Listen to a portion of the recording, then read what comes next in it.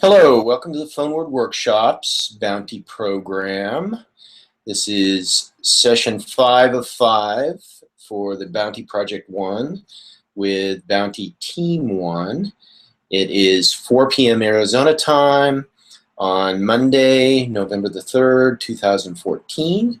And this is our 30-minute debrief session for Bounty Project 1. And we are waiting for Austin Wright and Corey Kruger to join us. If you will please excuse me for just a moment, I'm going to send them an email. I assume that they're having some sort of difficulty connecting at the moment, so please excuse me.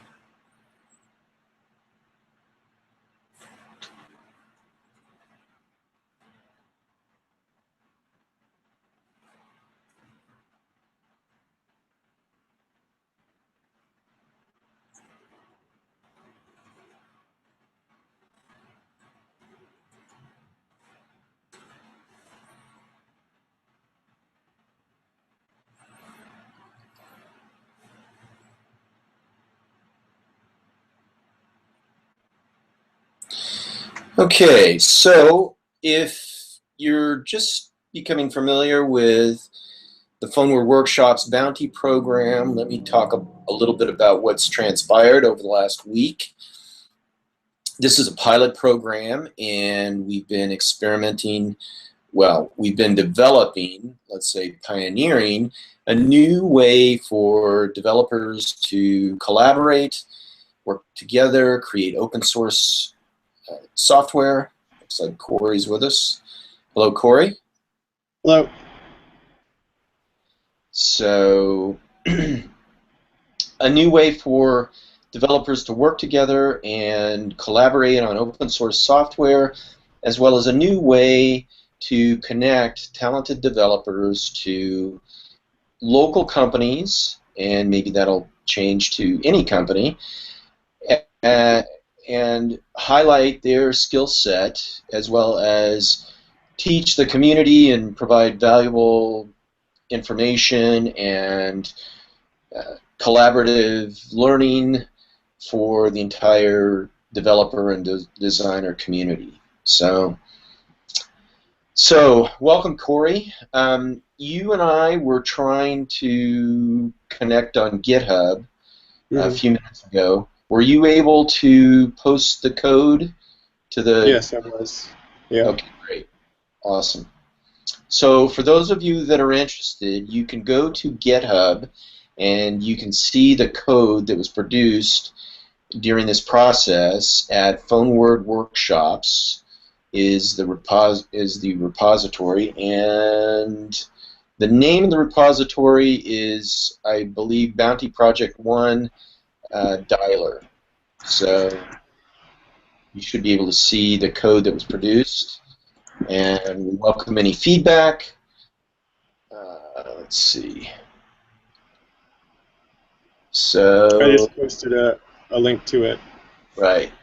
Yeah. So PHONEWORD Workshops Bounty Project 1 Dialer, and I'm not quite sure how to display that link. We will put the link up on the www.phonewordworkshops.com site, and you can take a look at the code.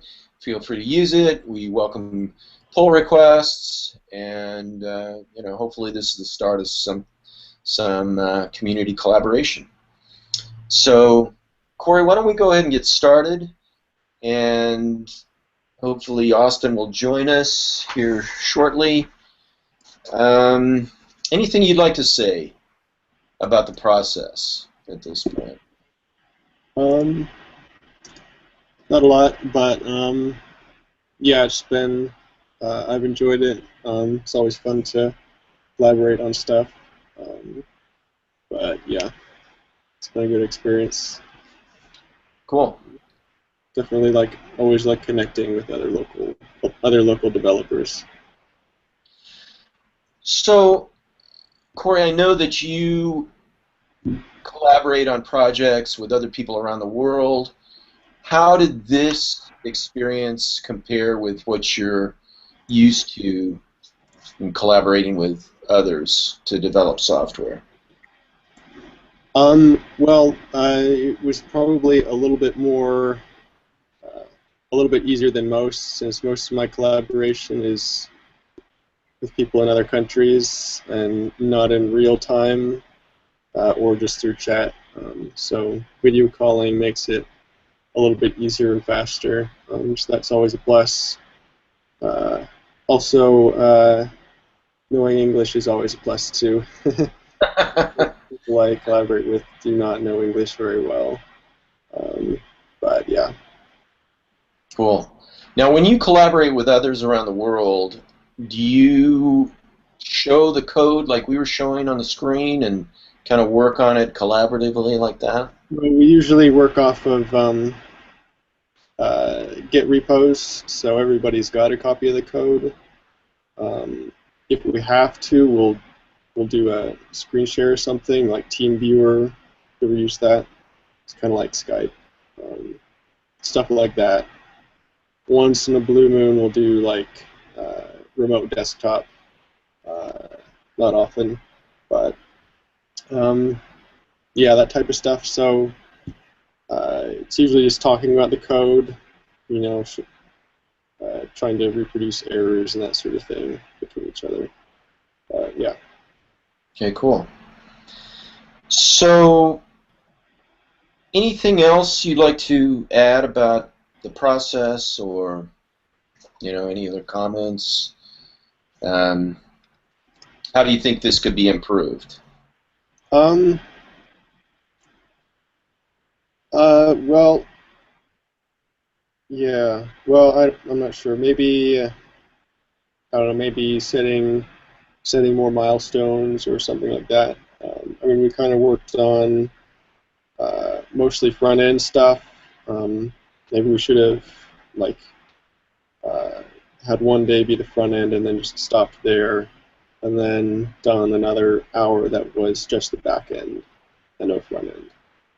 I probably could have helped Austin with that too, just setting up a dummy MongoDB database or something like that. But yeah. Yep.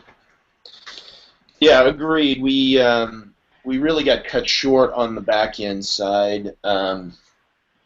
We really only had realistically about 30 minutes to work on the back end side. So yeah. But that, I think that's something that is a matter of timing, and maybe be better to do like an hour and a half on the front end and an hour and a half on the back end. But this was the very initial. This was really the very initial phase of this, and I personally thought it was important to have something on the front end and spend more time on the front end to give people a sense of, really what is this? How's this thing going to work? And, for 3 hours of development time, I think it came together really, really well. And it was, basically I think we achieved about 2.5 of our possible 3 goals. So, all in all, I think it came out pretty well. Yeah. So definitely. All right. So let's see.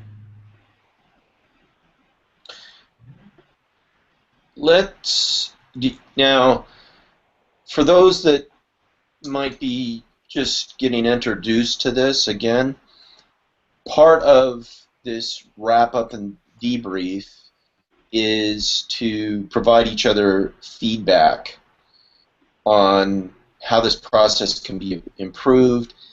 There was an evaluation and a feedback form that's been circulated to all 3 of us, and that will be submitted privately, and we will, once a winning sponsor emerges, that winning sponsor will have access to our internal peer-to-peer feedback.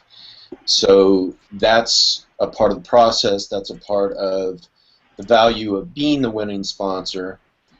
And Corey, I assume you got your feedback form? Yeah. Okay, Yeah. great.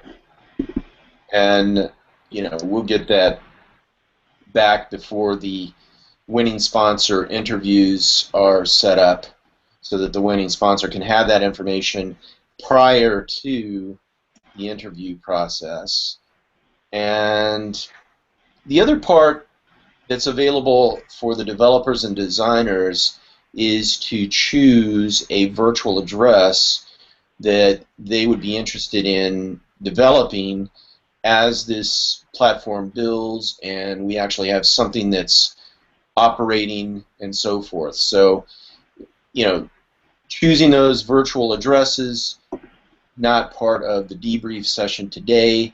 However, that is an important part of the entire bounty program as it's conceived.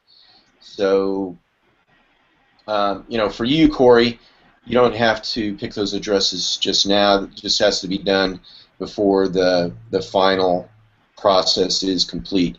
And by the way, this should all be wrapped up by November 24th, which is a Monday. Actually, our cutoff time for the interviews is Friday, November 21st. And we expect to have the interviews done by that time. We welcome any feedback that anybody out there that's viewing this, following along, might have. You can just go to the www.phonewordworkshops.com and you'll see my email address right at the top. And please send me any comments, any questions you might have. At 5 o'clock today, which is in about, I believe, 45 minutes or so, the reverse auction process for the bounty will start to determine the winning bounty sponsor. And the way that's going to work is at 5 p.m. today, the winning bounty amount is $3,000, of which 80% goes to the developers that worked on the project, 20% stays with PHONEWORD Workshops LLC, and then for that amount, the winning sponsor will have their company name associated with this bounty project. You will have an opportunity to have one-on-one interviews with the team members. We'll also have access to the peer-to-peer team evaluations, and there might be some other elements that we'll add to the benefits for being the winning bounty sponsor. But let's assume that at 5 p.m. today, from 5 p.m. today until 4:49 tomorrow, the winning sponsor has yet to step forward. At 5 p.m. tomorrow, Tuesday, November the 4th, the winning bounty amount will drop to $2,800. And it will reduce by $200 per day until it reaches a level of $800, which is the minimum. And at that point, PHONEWORD Workshops LLC would cover the bounty. So there's going to be some time to evaluate, get feedback from the invited sponsors on this process, and see what people like about it, what can be improved, and where we can go from here with this process. So, but however, once one winning sponsor steps forward, that will be the end of the auction process, and this particular bounty project will be complete. So that's the way it will work. Now, part of this process is to see how this unfolds, and there might be some other details that are added to accommodate for, let's say, one developer just drops out, and you know, I'm not sure what's Austin's status today. I know he is very interested in this, and I hope that he can join us. But let's assume that one of the developers just, you know, is not part of the process anymore. At that point, we would refund the portion that would go to that particular developer to the winning sponsor.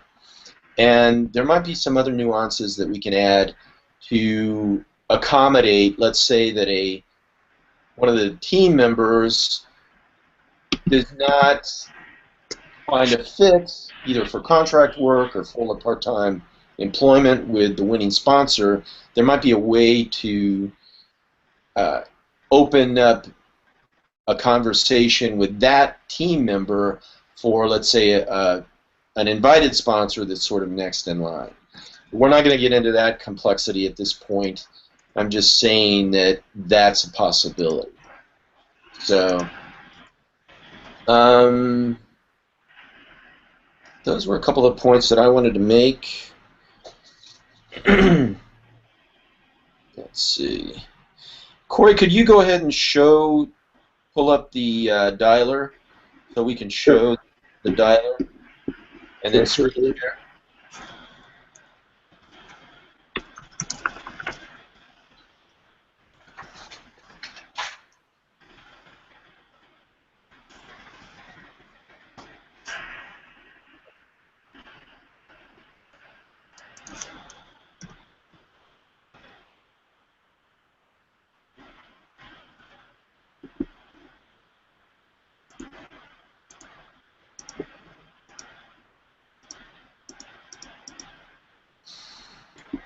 Okay, right now the actual mechanical function of it has been removed because it's sending GET requests to Austin's remote API, so there's nothing actually visual happening, but I can show a picture of what the dialer looks like.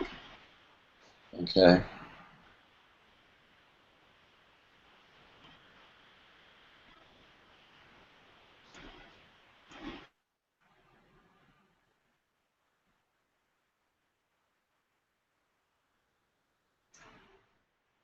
Still with us, Corey? I think your screen might have frozen.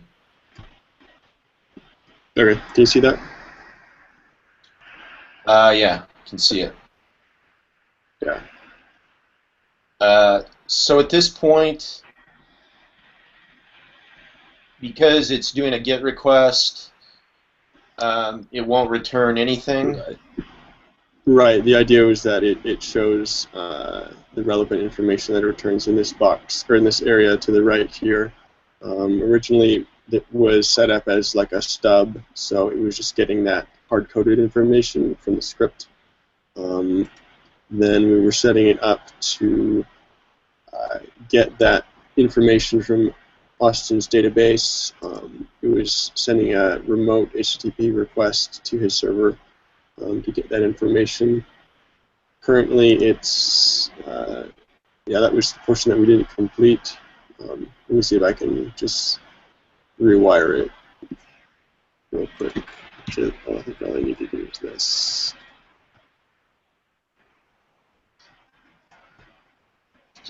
And by the way, while you're doing that, I'll make a few more comments, and then let me know when you've got it rewired. So there has been little or no collaboration that's gone on among the team members in between our sessions. I specifically requested that the team confine our work activity to the Google Hangout sessions that are recorded, so that, well, for a couple of reasons. One, to give a true sense of exactly how much work effort went into this, but there's another reason as well, which is so that we can capture all the work efforts, all the comments that have gone on during this process, and it's recorded. And to some degree, these recordings and these sessions will serve as somewhat of a documentation, the thought process and so forth. So one of the things that we can do in the future is to sort of bookmark or put chapters into these videos and show certain sections where we work on certain items. So that's part of the reasoning behind us not collaborating offline on this project. So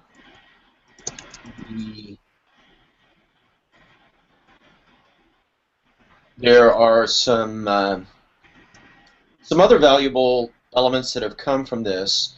So in my reviewing of the videos, I think this is a great opportunity to make this a learning tool and a learning resource as well. So as more developers join into this process, this is designed to have incentives so that the best developers participate in this. And I think these workshops could become a very rich resource for full-stack JavaScript developers and developers that are interested in becoming full-stack JavaScript to use these sessions as learning sessions. We will work on adding connectivity, like the dial-in process, so that it's even more collaborative than it was during this first Bounty project, Project 1. But I think there's a real opportunity to learn and really create some of the best practices, share some of the information on tools that we prefer the most. For instance, we had some conversation during the process about Sublime Text and some other tools that we like. So that will be one of the key intentions going forward, is that these videos will be learning resources as well as a way to document and share how we work together as a team. So that's part of the intention. Let's see. And as a winning sponsor, your sponsorship will have longevity in terms of the ability for these videos to be used as learning resources in the future. So whatever winning sponsor comes forward, your company name will be associated with this whole project. There are also, we can add links to your department, your development department, so that people that are interested in possibly working with you can connect to you. So those are some of that's part of the value proposition of being a winning sponsor. So one of the things that I think would be really, really valuable as we move forward, and now that we've piloted this process, is as we're developing, to have more conversation and more articulation of the thought process that's going on. So, Corey, once you can demonstrate the dialer, I want to ask you about that. Okay. So, are you in a place where you can demonstrate the dialer? Yeah. It's okay, yeah. You can see there. It's okay. So go ahead and demonstrate. It'll look up something different for a number. These are just really, really short phone numbers. Just three number combinations. And it is basically just looking up this information in a hash and returning it to the browser. So this is a very, very rough prototype of where the PhoneWord platform is headed. And the idea, the value proposition is to enter an address, could be like a phone number, it could be like a Twitter handle, it could be a Skype name, whatever, and a set of associated, let's say, related endpoints can be displayed. And we talked about that in some of the videos, so I won't go over it in detail, and we are running close to the end time, but Corey, if you could turn off your screen share for a minute, I've got a question for you.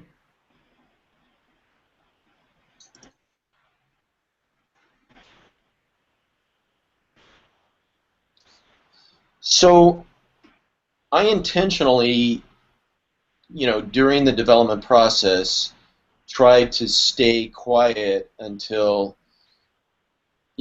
there was a break in your development so that you could concentrate on what you were creating. And I'm wondering, what would it have been like for you if, while you were writing the code, putting the code together, do you think you could have been speaking and saying, what your thought process was and what a little bit about the, Angular that you were using and that sort of thing? You mean like a video tutorial? Not quite a video tutorial, but more I mean, I watch those all the time. People commenting as they create. Right. Yeah. I would say it's somewhere, but more closer to a narrative of what you're doing. So in other words, just talking about, hey, this is what I'm doing. This is why I'm doing it. Is that a process that you think would work, or do you think it would be too? Not live, unless it was something prepared beforehand, because this was mostly exploratory.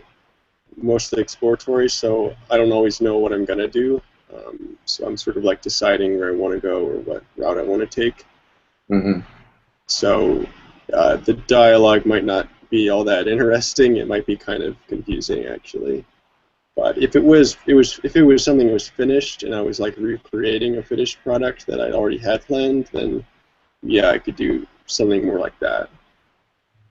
Okay. Okay. Well, that's fine. I'm just asking you so that we can craft something that's maybe a little more educational as we go forward for the next round. So yeah. Cool. All right. Any other comments before we wrap things up, Corey? I think that covers it for me. Okay, great. And so I'm going to go ahead and wrap up this session. I would like to thank Corey and Austin for participating in this. It really demonstrates a lot of trust in me because there was a lot that was unclear about how this process was going to work, and I think all in all, this came together very, very well. I'm very pleased with it.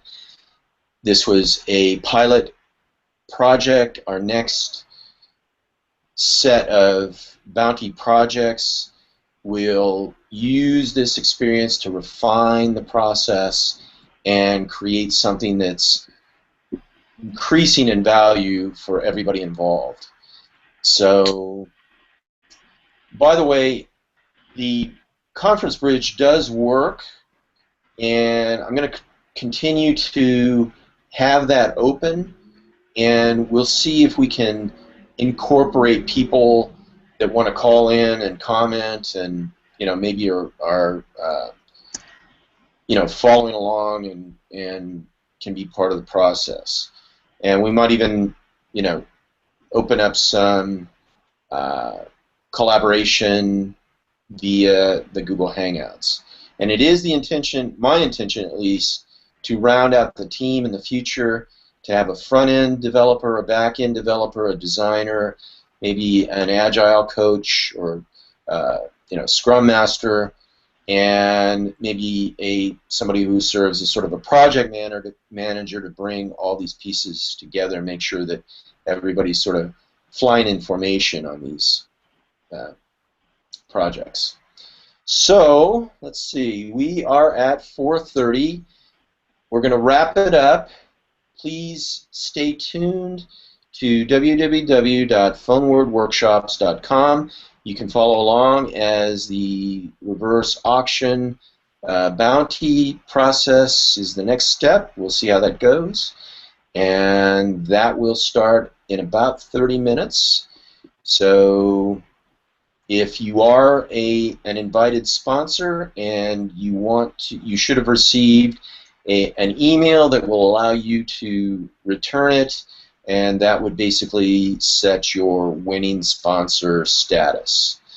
So thank you very much for participating, and again, please send any feedback you might have on this process to me, Jay Carpenter, and you can get my contact information at www.phonewordworkshops.com. So thanks, hope you enjoyed it, and we're looking forward to more of this in the future. Thanks, Corey. Cool. Thanks, Jay. Bye. Bye.